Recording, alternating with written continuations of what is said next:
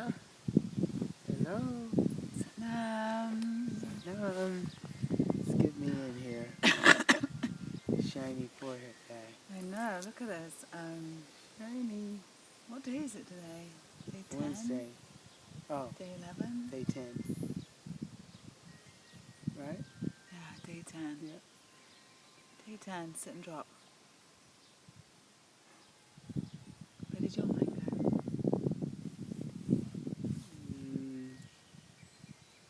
Where did it go? Hmm. I don't know. Well, what came up for you today? As in, I don't know where it went today. I was trying a different thing today. I was concentrating on my breath. So that's actually a little harder to do than the ABC or the 1, 2, 3 method, because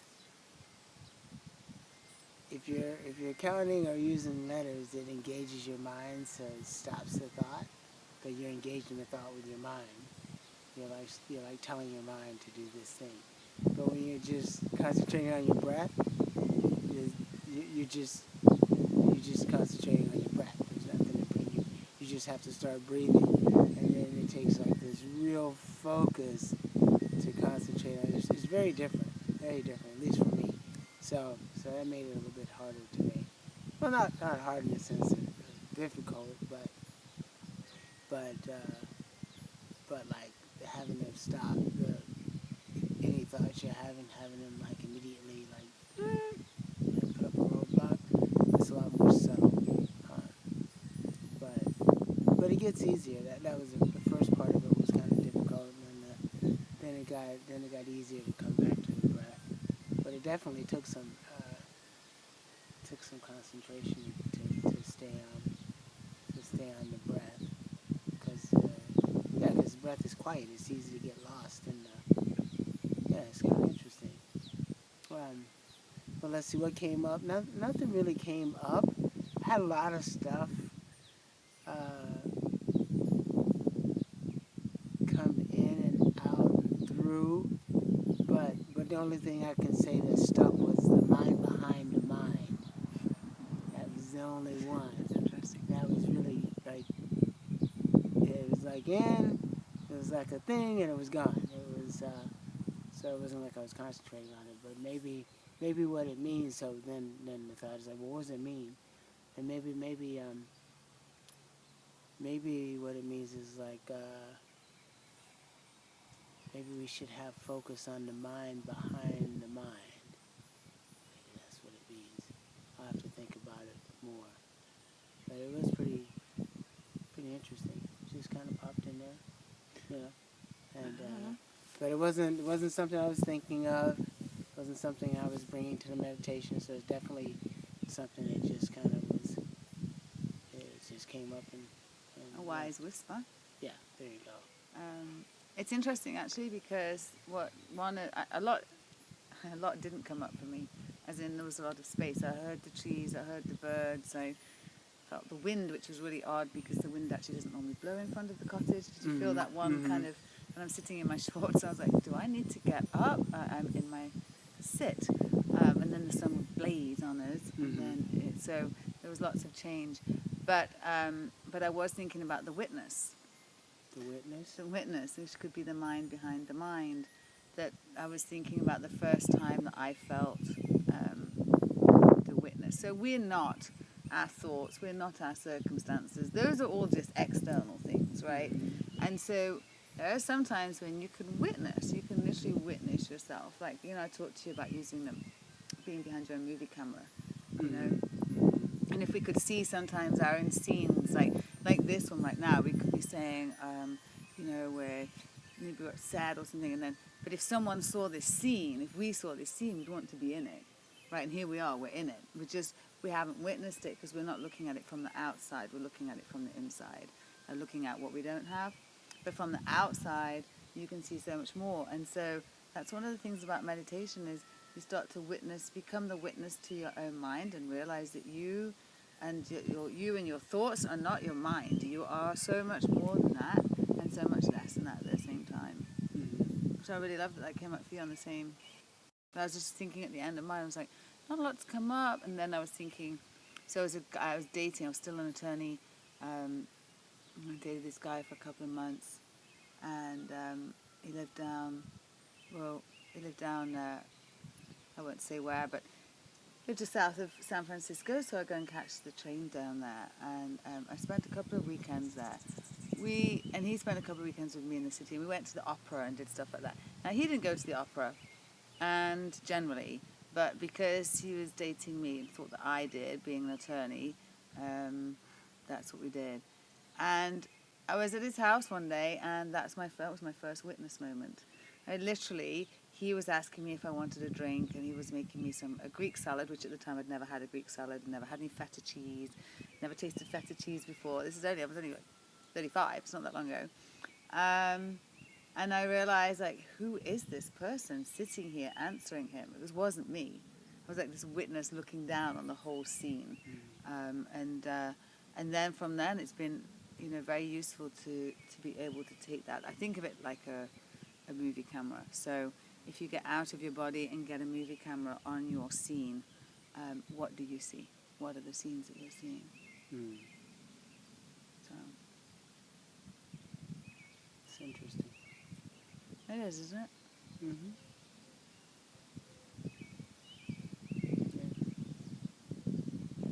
And I think I was thinking about the first, we're in the first trimester, the first 12 days, 13 days, first 13 days of a 40-day practice. Mm-hmm. And so I have a feeling there's like a shifting, right? There's kind of been, no, I don't know about you, but for me there's more activity in the beginning, and that's activities receding.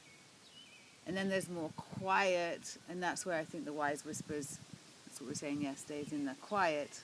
More quiet, one little wise whisper can come through. And sometimes just one wise whisper is all that's why we're sitting here. It's a wise whisper that I had 10 days ago that we needed to sit and do this. And here we are. We didn't know why. Wise whispers often don't tell you why, right? In fact, wise whispers often make you go, no!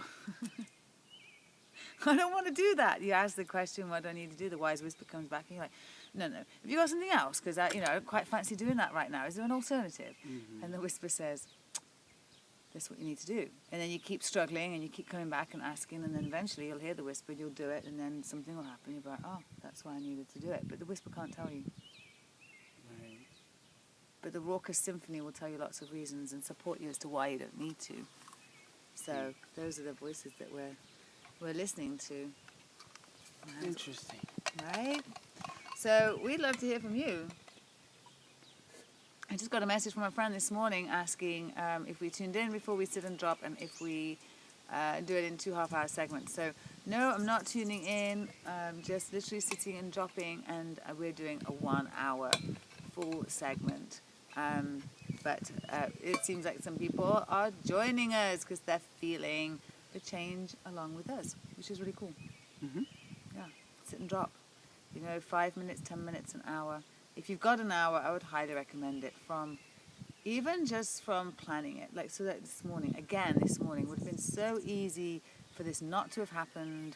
I went to town early, then I came back, and we're traveling. There's just stuff that needs doing.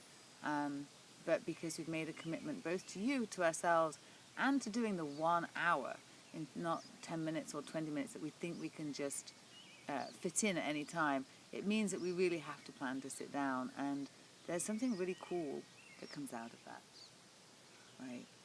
You've now sat with your mind for 10 hours. It's pretty damn cool. Yeah. In a quiet space. In a very quiet space, in a permission-given quiet. So that, as you said last week, or earlier in the week, that you tend to sit, both of us tend to sit a lot quietly. But even then, there's like apps running in the background. Should be doing this, could be doing that. Your eyes aren't closed, so you can see everything around. Maybe your phone buzzes and you pick it up. So it's very, very different to actually just closing your eyes and literally just sitting and dropping, like dropping on your ass to drop into yourself, right? Mm-hmm. And then we get to see it. And I know that you had no idea what was gonna each day you're trying a little something different because you're playing around with what it feels to be like to sit in your mind. Pretty awesome, right? Yeah. I mean, you just, I'm of the mind you just have to do it. You make a decision, and then you just go for it. And then you don't have to, you're not like tugging with yourself, like, should I, shouldn't I, and that stuff I coming tug. up. Oh, I can skip today. I do It's that. like, yeah, Did yeah, you want water? thank you. No, I try to just sit and drop and see where that takes me, because that's easy for me. Because the other way, it just creates too much. God, I can't imagine how much stuff I would have going on in my head if I was battling with myself just to get to the point where I'm sitting. You know. It's oftentimes, Yeah. all of us are so different. Yeah. So I that's, mean, so I should try it. I should try it. Battling with myself before. No, I don't want to sit. I have to do this thing and the website thing and the thing. I need to go through this tutorial. I should do that before. Maybe in a couple of days I'll try that. I'll spend the entire morning in that mind space, and then I'll let you know how that works out for me. Good experiments. It's cool to do. It's all an experiment. It's kind of fun, actually. life is an experiment. Mm-hmm. But we It's don't a see it game. like that. We see it as we don't see life as an experiment. We see it kind of like this whole structure and this whole thing and these things we have to do. And if we're not doing this, then we're not doing anything. And yeah, there's a whole bunch of other stuff in the whole life picture. But life should be fun. Like, yeah, it should be like fun life. And fun should always be first. That's what it should be. I think that's a great one to leave it Yeah, on. there you go. F-U-N. Yeah, definitely for me, a lot quieter today, so Mhm. not so much to say. No. Really enjoyed the birds and the breeze.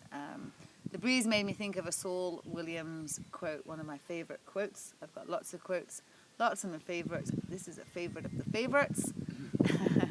Every whisper of the wind is the moon's imagination wandering. So as I sat there with the little brutal winds at one point, I was just imagining the moon was caressing me like crazy. They were With her cooling, though. imagination, right? They were cooling because that sun was blazing for a minute.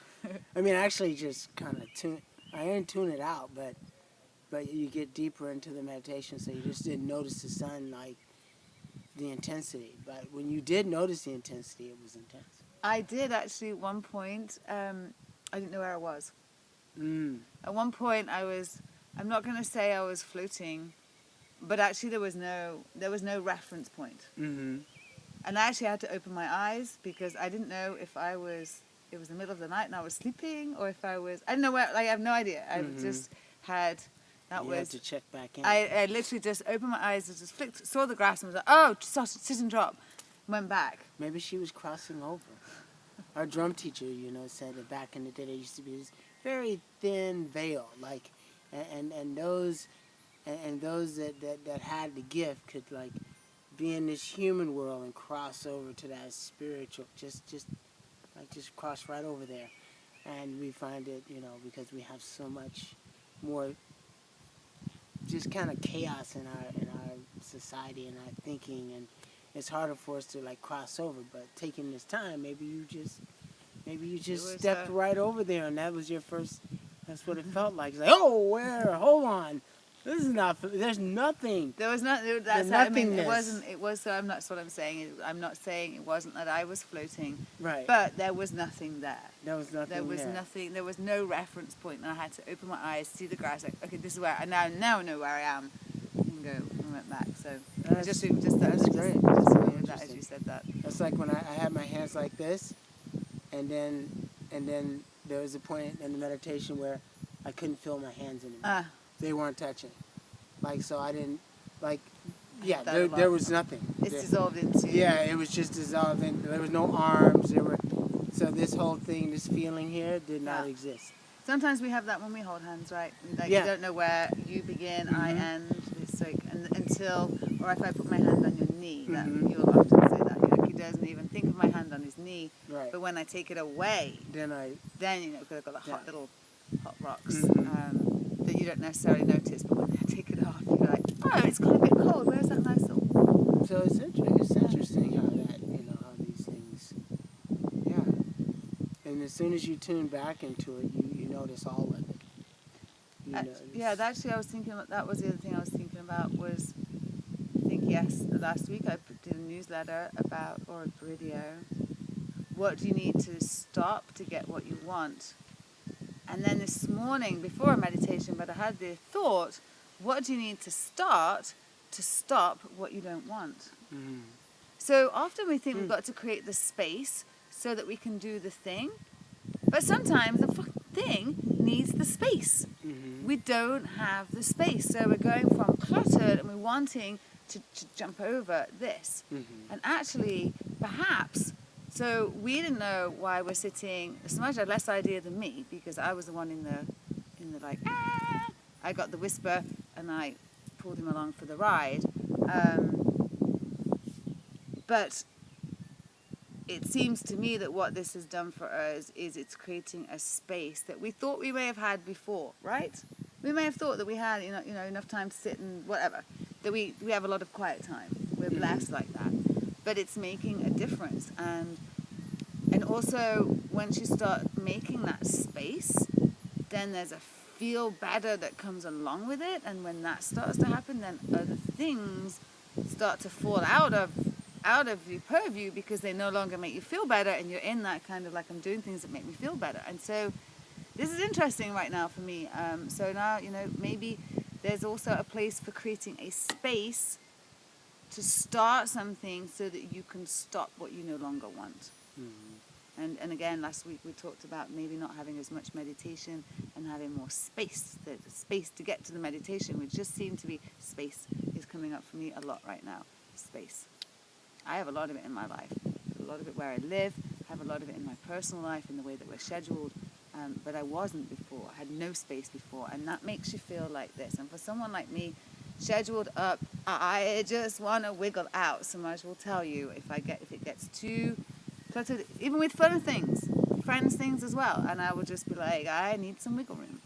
Yeah. So, space. That's mine today. Yeah. Okay. Space and fun. Space and fun. Fun in space! That's right. Space. I'd go to space with you, but I'm happy to stay here with you. So, I think we said goodbye about 10 minutes ago, and so we'll say goodbye again. We'll see you tomorrow. Tomorrow's a travel day. House sitter's arriving tonight. She's so excited. She gets to hang out with the hummingbirds. While we go away. So we will be back tomorrow at check back. I will let you know. I'll think about this off screen and I'll post it up on the live. We'll be here. Don't you worry. Absolutely. All right. Love you. Satnam.